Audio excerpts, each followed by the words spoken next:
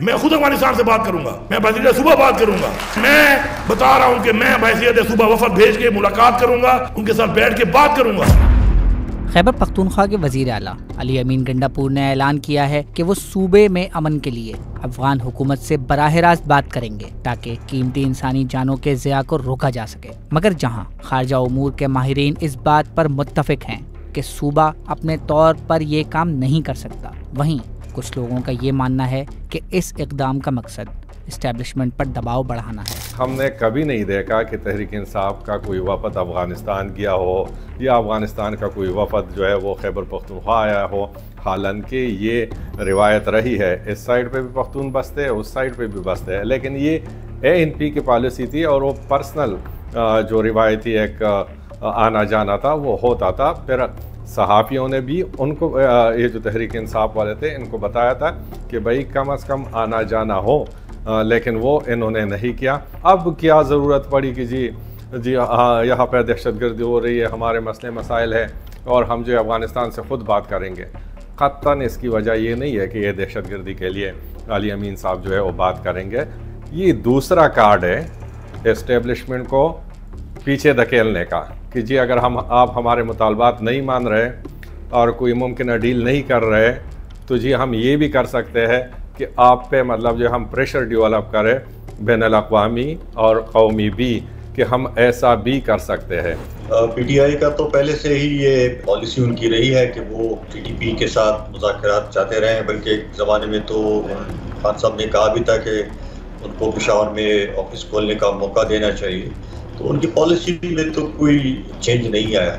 अली अमीन गंडापुर साहब ने भी जो बयान दिया, मेरे ख्याल में वो उन्होंने संजीदगी से ये बयान दिया था कि बातचीत होनी चाहिए अफगानिस्तान के साथ और इसके अलावा कोई चारा नहीं है।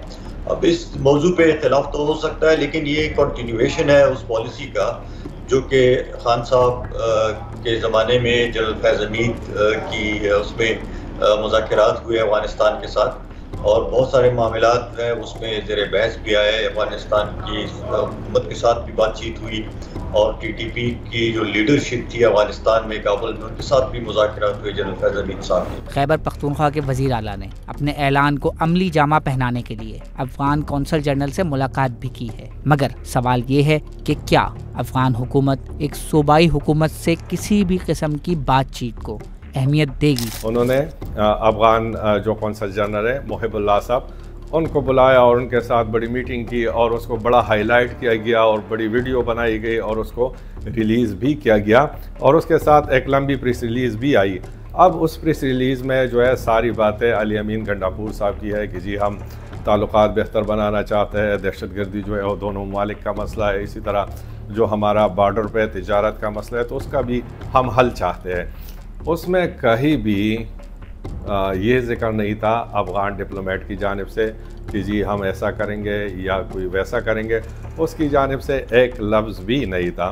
तो मैं इसको ये देखता हूँ कि इसने अली अमीन साहब ने तो जिस तरीके से अफ़गानिस्तान को एज़ ए टूल के तौर पर इस वक्त इस्तेमाल किया जा रहा है वफाक के ख़िलाफ़, तो वो तो उस हद तक कामयाब रहे, लेकिन अफ़गानिस्तान के लिए एक मसला बन गया है कि आया वो वाज़िह करे कि जो अफ़गान डिप्लोमेट ने मुलाकात की है ये अफ़गानिस्तान की खारजा पॉलिसी है या उन्होंने ज़ाती हैसियत में मुलाकात की है।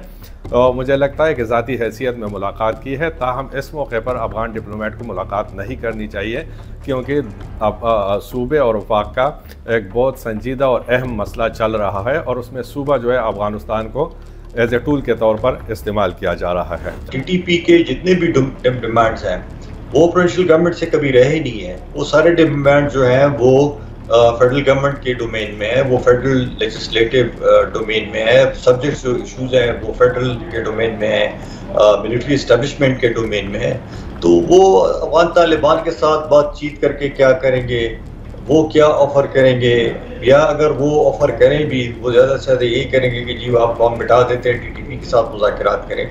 तो हम TTP को क्या ऑफ़र करेंगे या क्या ऑफ़र कर सकते हैं।